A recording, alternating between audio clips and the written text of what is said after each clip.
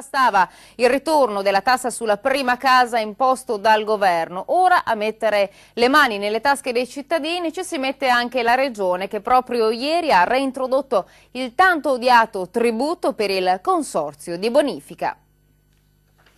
Consorzio di bonifica, torna per tutti il tanto odiato balzello.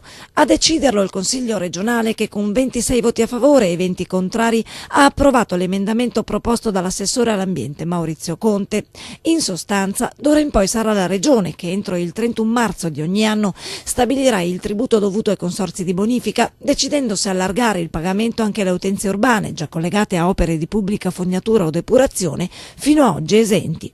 Unico voto contrario nella maggioranza regionale, quello del leghista Nicola Finco. Il problema riguarda sostanzialmente gli enti gestori e i consorzi di bonifica e non riesco a capire perché per una diatriba che riguarda due enti privati debba intervenire la Regione facendo ripagare i contribuenti. Soprattutto se noi parliamo di situazioni di difficoltà di consorzi di bonifica, non riesco a capire come mai alcuni consorzi si prendano il lusso di fare alcuni omaggi tipo questo, dove vanno a regalare dei libri che hanno il costo di 50 euro alla faccia di contribuenti che magari in queste settimane si vedranno arrivare a casa dei bollettini magari spediti da Equitalia dove verrà chiesto loro il pagamento di 17, 18, 20 euro. Una battaglia, quella contro il tanto odiato balzello, che da anni vede il bassanese in prima linea. Tra i sostenitori del no al tributo, da sempre Adriano Loss.